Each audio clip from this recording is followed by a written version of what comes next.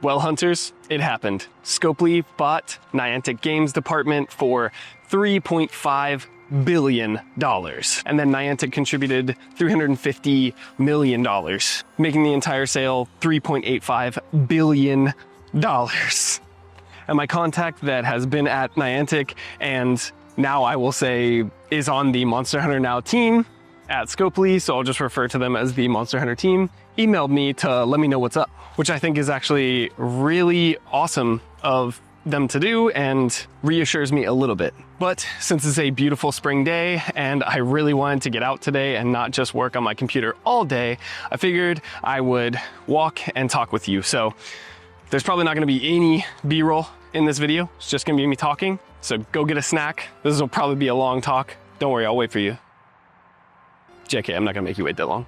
Start an outdoor walk. So let's see how long this takes and how far I'll walk while we talk about this. And let's dive into the email that they sent me. You may have already seen the exciting news, but I wanted to make sure that you also heard from me and the team directly. In a nutshell, Niantic Games, including Monster Hunter Now, are going to have a long-term home at Scopely, the #1 mobile games company in the US. And the top 5 in the world. This secures a bright future for us with a company just as dedicated to the continued growth and success of Monster Hunter Now. You can read our message to the Monster Hunter Now community here. It's linked in the description if you want to go read it. Monster Hunter Now will continue to operate as usual, with Niantic and Scopely committed to delivering a seamless transition. The same teams who have built and shaped Monster Hunter Now, including the team you work with day to day, will continue to lead and evolve the game at Scopely. We've enjoyed working with you and plan to continue doing so.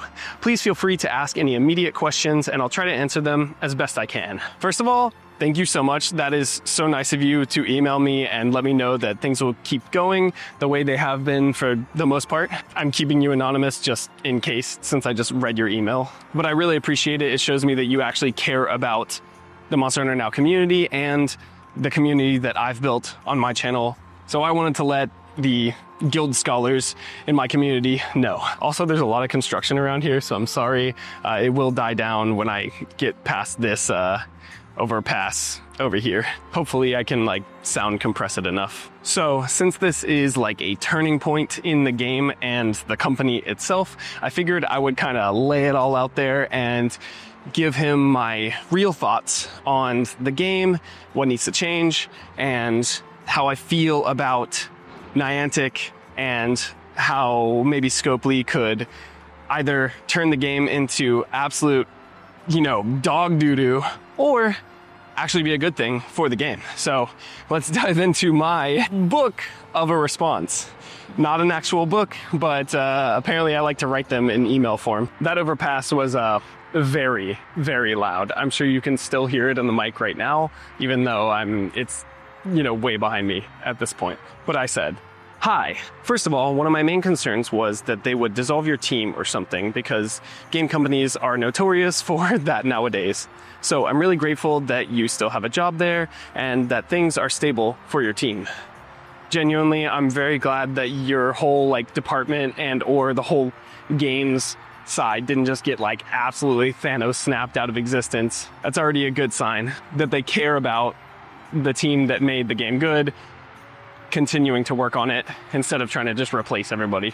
So I guess now in my videos, I'll just say the Monster Hunter Now team instead of Niantic. That will take some getting used to. The main concern myself and the community at large have is the reputation Scopely has for aggressive monetization in their games.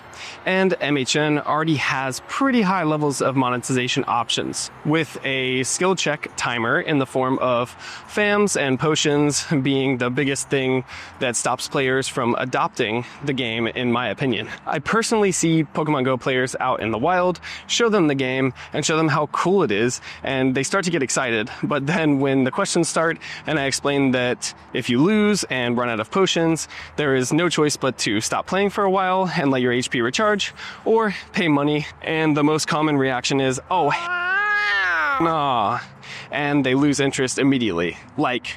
Every time I've talked to someone in the wild, that's basically the way it goes. They're like, wow, this is really cool, I'll probably pick this up. And then, if I don't stop there, then they're like, oh, it's one of those, never mind. because they know they're just going to be milked at every turn if the monetization starts like almost right away. That's why I've always advocated for at least craftable potions in the wild, but I'll get to that. Since this is a mobile game and the main demographic is adults, and you have to go out into the field to play, we have to make time to go out and play. And if you mess up, you're punished. So it leads to a cycle of frustration.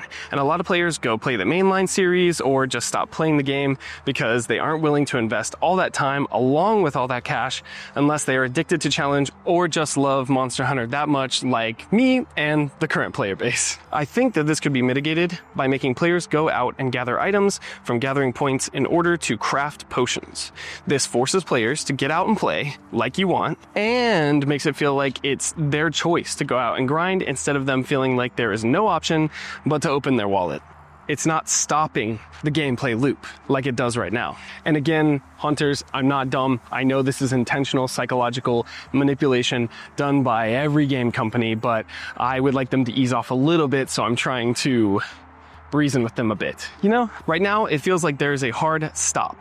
And being honest, if I'm out grinding and I'm not making a video and I run out of fams, I just go home or do something else. It creates an adversarial feeling with the game and therefore the company that runs the game. And it makes me feel like I'd rather suffer or stop than support this further. Currently, there's no way to get premium currency for free. Special layered equipment are locked behind packs that cost $50 with no choice to get rid of the excess items and just buy the digital outfit, etc., etc. Countless examples of pretty egregious or heavy monetization. On top of that, the addition of Hunt This Monster Again for Gems feature that just came out with what seems to be the simultaneous timing of the sale of Niantic Games Department leaves a sour taste in the community's mouths. At least, that's how I'm seeing it. Especially with the implementation of the tickets to hunt Silver Rathalos and Gold Rathian ticketing model that is bleeding over from Pokemon Go. So it all comes off as, guess what? You get to spend more money! I personally will not be engaging with those tickets, unless you pay for them. The concern is the monetization will further get in the way of gameplay more than it even is now. We like to play this game. It's legitimately good. I personally love going out to play, love the slow grind. As an aside, really quick, hunters, like, I don't understand everyone wanting to be in a rush to get everything in this game, in Wilds, in every game, honestly. The reason I love these kind of games is because they take a long time. I want to be able to just like vibe out here in nature, look at the freaking power plant in the background, hunt monsters like the slow way, like how we would have back in the day. Like, I enjoy that it is months and years of content. Like, a lot of my weapons, I still only have like one grade 10 weapon because I don't mind going slow. I'm in no rush. Like, I can already beat pretty much every monster in the game, and I can beat 10 stars in hats with other players. I can take down every 9-star. Like, the only reason I would go to a 10-star is to get more challenge, and I can just lower the weapon grades or do this challenge that I've been doing lately where I'm trying to make the best build that I can and take out the highest star monster with like literally the lowest level dual blades in the game because I have not upgraded them at all. It's been really, really fun. So I don't need the challenge of like a 10-star monster, especially when there's no extra rewards for going after the 10-star monsters. It's not like you get a higher rarity tier or anything like that, like a higher rarity 6 or now a rarity 7 or something. Sure, that'll come, but for now, I don't care. Anyway, back to it. So yeah, I personally love going out to play. I love the slow grind, and I'm constantly impressed with the implementation of and the monster designs. I love the challenge of fighting the new monsters, and I love learning their new movements. I have made legit friends through this game, and I want to be on the side of the company's success. And I understand that the company needs to make money for the game to exist. But there needs to be a balance, and it feels like the balance is tipping further and further into pay to win. Had to stop and drink a Gatorade Zero. The reason that I'm writing so much giving feedback / suggestions, and the reason I'm still hopeful for the future of the game is that this change in leadership could possibly switch up the motivation of the company. My personal opinion is that happy players are spending players. I buy all of the DLC for the mainline Monster Hunter games way before I was a content creator, no questions asked, because of the goodwill built up over the years of them giving free title updates and giving back to the community, and keeping monetization very unintrusive and basically all elective until the huge DLC update like Iceborne / Sunbreak comes out. And even then, you can play the game and just not buy it. Obviously, MHN is a free game, but it feels like it's moving closer and closer to the point of you can't even enjoy the game without paying money. What I do appreciate about your team is that yes, you use FOMO to try and psychologically manipulate players into buying tickets, but you release those same monsters to everyone like a month later, or sooner in some cases. This is great in my opinion because it rewards the players willing to spend, but also rewards the players who are patient or can't afford to spend money and they aren't fully excluded. I also appreciate that you support me as a content creator. For the last 3 seasons, they've given me the season pass, which is greatly appreciated and allows me to make content on it. I'll probably still make that jokey noir video literally only because I'm able to get the premium season pass trench coat and stuff and make it like a joke, but it draws attention to that season pass and maybe makes you hunters want to buy it. Not to mention they have sponsored me in the past and they've just been really, really good, genuinely. The actual Monster Hunter Now team, everyone I've interacted with, I have genuinely no complaints and I'm only happy to talk to them. And you listen to player feedback as much as you possibly can and work with your higher ups to try to find a compromise. And you are constantly putting out updates to keep the game interesting for us players. The pace is pretty fast compared to a lot of games. I fully understand that you all in the development and marketing team are working hard, and I have nothing against you at all. But I just hope that as the monetization inevitably gets worse from the parent company, you can advocate more for player control and fun to make us feel like we are playing a game that can just allow us some fun and escapism, and less like we are going out to work a job or going out to walk and just donate money as we exercise. For me, this legit is a way I earn money, and so therefore it's technically partly a job, but I play a lot off cam too. I don't just play. Actually, I'm pretty much close to the end of the storyline already, and I haven't recorded much of it except for the gameplay. So I play for work and for play. But I read through the open letter to players and went down the rabbit hole of links and articles it led to. And it's really cool to see Niantic diverting into more AI stuff and seeing that they are doing what they want. And my hope is that since Scopely is more focused on gaming, we can make this game feel more like a game. I played Pokemon Go since launch, religiously at first, and then off and on until the launch of Monster Hunter Now. So I'm extremely acquainted with Niantic as a company, and it's almost always felt like Niantic was a money and data collection company first and a game company second. And I think that even you would argue that that's the truth. Sorry if the framing is all over hunters. I literally have to hold the camera out like this in order to actually have the frame, because I turned on the stabilization because I wanted the experience to be better for you hunters. But now if I hold it where I normally would, it's pretty dang close to my face because it crops in on this camera to be stabilized, because the base lens on this camera is not stabilized unless you crop in. So yeah, my arm's getting tired, and looking down, it's hard to frame it properly, so sorry if that's annoying. Niantic's decisions always boggled the minds of players, like how they nerfed remote raids in Pogo even though they made a ton of players happy and made a ton of money.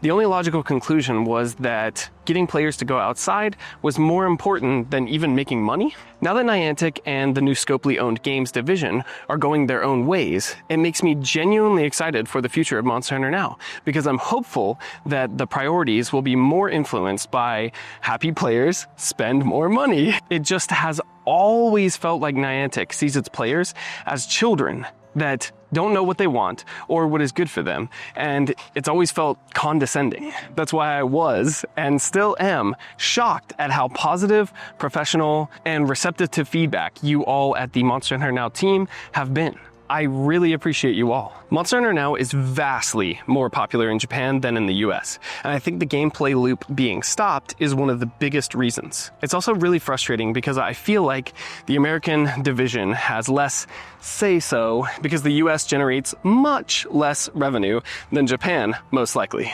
in this game. So I'm probably speaking into the void a bit here. I'm sorry I had to write you a book this afternoon, and I genuinely appreciate you for taking the time to read this.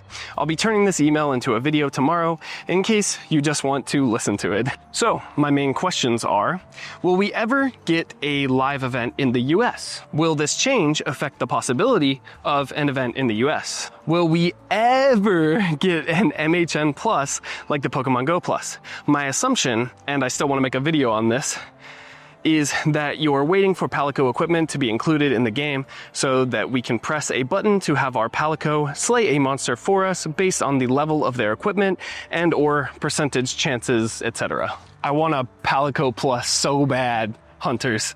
There are plenty of times, and I've actually reached out to this person via email in the past, I think without telling you hunters unless you're in my Discord, like, hey, is that a thing? Because I would like go to the zoo with my family and I'd be there all day around all these gathering nodes and all these monsters because it's like a big place that's essentially a theme park because it's one of the biggest zoos in the country, and I want to play the game because it's a huge opportunity for grinding, etc., but I'm a dad first. I'm not gonna like neglect my kids while we're at the zoo. So I would only play if like they're going to the bathroom to pee or something and I didn't have to go help them, or if we're getting some snacks and we're just like eating some Dippin' Dots or something, then I'll grind a little bit then. But it would be really nice if I didn't have to stare at my phone the whole time to play the game always. I love grinding on this action game. That's why I like it more than Pokemon Go, other than I like the IP better.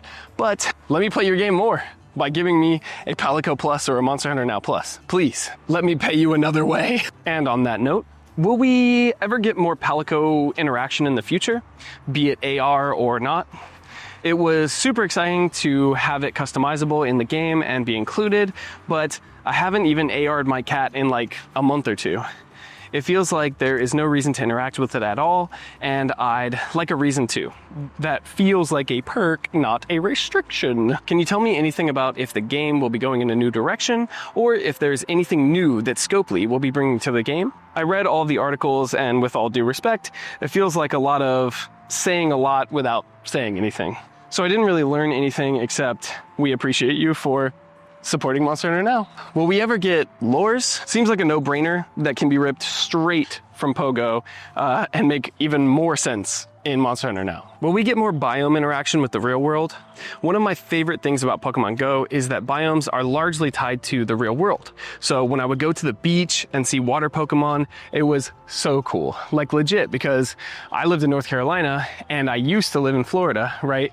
But not when I played Pokemon Go. So to get water Pokemon, it was actually a little challenging for me. But I took a beach trip and dude, there were so many water Pokemon everywhere, and it was really cool because we moved around our real Earth and then found a bunch of variety. But in Monster Hunter Now, it's that double-edged sword of like, okay, monsters are more available because the biomes cycle, right? But it's not like I can go down to the lake and look for some water Pokemon. That is something that I loved about Pokemon Go and something that I like thought was the coolest thing and the reason I wanted to play it anywhere. Because I love exploring our world, even just a path through the woods, right? It's so cool to me to get out. But I guess I have ADD or something, because if I'm just out here doing nothing, it takes me like 5 minutes to start getting bored. But that's why I love these kind of games, because it's a mix of my love of getting outdoors and my love of gaming. I think I even say that later in this talk or email. But again, it's like that immersion for me. Like I want to role play a little bit, not like extremely, but it's just cool to have that little bit of immersion of like, yes, I am going on this adventure. Yes, I am hunting these monsters that I can only see through my smartphone, right? You know, even Ingress had that kind of vibe for the game. And to continue, same with weather. Will we ever see it influence Monster Hunter Now? I'm sure it'll come like it came in Pogo, but it was a later content update. It just feels like as the roster grows, it will be fun to find monsters by hunting them in a biome that is specific to the real world or in specific weather, rather than just pay gems to hunt a specific species. All in all, this company change has me nervously optimistic for the future of Monster Hunter Now, but my cynical side expects the worst. If any of you know me from my Discord, that is how I am. I am a very hopeful person because of cynicism. I'm happily nihilistic. It's like, nothing matters, so great, instead of being like, nothing matters. No, I'm like, oh great, nothing matters, so sick, let's live our life like the happiest and best we can. But I always expect the worst out of everyone and every situation, because then I am never let down and it can help me keep a positive outlook on life. I love that I get to have another reason to go outside and combine my love for nature and gaming. And I hope that I get to travel more as the channel grows. I want to play and support Monster Hunter Now for the lifetime of the game because I love it, and I hope I continue to love it. Thanks so much, Zach, HN. Okay, hunters, so that was 49 minutes of walking and filming and almost 2 miles, like 1.6 something miles. That's pretty sick. What do you hunters think about this change? Are you happy? Are you upset? Are you nervous? Do you think that I'm dumb for being like hopeful at all? Let me know in the comments below. I want to know your thoughts on this. Anytime that I give, I was going to say Niantic, anytime I give the Monster Hunter team like real feedback like this from my community, from you hunters in the comments, they genuinely appreciate it, because even though sometimes they can't change everything, they can at least try. I genuinely can tell you hunters that that team is great, and I genuinely like working with them. I'm not just glazing them, because this is how I talk to them all the time. I am, respectful, but I tell the truth, and I tell them exactly how I feel at all times since day one, since launch, because like honesty and integrity are more important to me than most things. So yeah, let me know in the comments all your thoughts. Write a heckin' essay if you want to. I will personally send it to them, and they will either say, cool, can't change that, or they might implement it, because they genuinely listen to community feedback, and hopefully now under Scopely, that will only improve, because my genuine thoughts are Niantic is not necessarily a games company, and I think that even, John Henke and the people at the top just like don't really care about games that much. They care about, mapping and AR, and which I love AR, but and like now AI that they have, progressed into. I'll leave the link in the description if you want to read that and like what they're doing. But Scopely is about making games and making successful monetized games. So yeah, they might be monetizing it more, but maybe it's in a positive way. Like I genuinely would be fine going out and being like, oh, I gotta go find some gathering nodes to make potions because I'm running low. But if that was the goodwill of like, okay, well, if I want to, and I want to walk like a couple miles and find as many like vegetation nodes as possible, and maybe, 20 herbs, or, literally like a blue mushroom and an herb will like make a potion, and I'm grinding a lot and I run out, then the goodwill will be there, and I'll be like, hey, okay, whatever, I'll pay for a potion. Like, I want to support these guys, instead of this adversarial relationship of like, they're like, pay for a potion, do it, or walk all the way back home. That's the way it always feels to me. And like I've said from the beginning, the whole reason I made this channel was because I really wanted to play this game, and I wanted to be able to be paid by playing this game, because I'm a dad, and literally like my wife is at home taking care of the kids right now. So I need to have a reason to get out and do this, otherwise it doesn't feel justified. So I don't make a lot off this channel, but what I do make is because of your support and you watching me go play the game and talk about the game and stuff. So I genuinely appreciate you, and I'm thankful that I've actually been able to make something out of this channel. Just walking around the woods, talking to you hunters, but it looks like I'm talking to myself. It'll be really wild if I can sustain myself on this channel at some point. Monster Hunter Wild. Speaking of which, I really want to get out some more videos on that, but it's been hard because I've been like turning up the production in terms of like videos of Monster Hunter Now. I don't know, dude. It's just whatever happens, happens. But I'm gonna be working on a dual blades tutorial soon for Wilds and some other videos. Wilds is not going anywhere. Monster Hunter World content still does very good on YouTube. Like now, just look at Lighted Up Dan. He just started his channel like a year or two ago and he is flying. Shout out Lighted Up Dan, you're killing it, dude. So anyway, hunters, I hope you'll stick around no matter where the game goes. At least hang out on my channel and watch it. Like when you say you don't even play the game anymore, but you became a channel member to support me and you watch the streams and interact with the streams and you're here to watch my Monster Hunter Now videos even though you don't play Monster Hunter Now anymore, man. That's so appreciated, you don't understand. But speaking of my channel members, thank you so much to all my channel members for directly supporting me. Remember, you get a channel member only live stream once per month or 2 weeks or something. Look at those perks. But I'm gonna make a Discord channel for you hunters that are channel members so that you can talk to me a little more directly and give me feedback, because as a person who supports other creators, I tend to just like support them and just passively pay them because I want to see more of their videos. But I do want you to know that there are other perks, like seeing this video early, etc., etc. But anyway, if you can't support that way, no pressure whatsoever. Either way, I hope you enjoyed this talk. Let me know if you want me to do more just walk and talk in the woods, the second ever Hunter's Notes podcast. Maybe I'll start a podcast when I have 100,000 subscribers, something like that, when people actually care about what I have to say. But anyway, please like this video. Thanks so much for watching. Happy hunting, and subscribe so you can go on this hunting journey with me for as long as it lasts.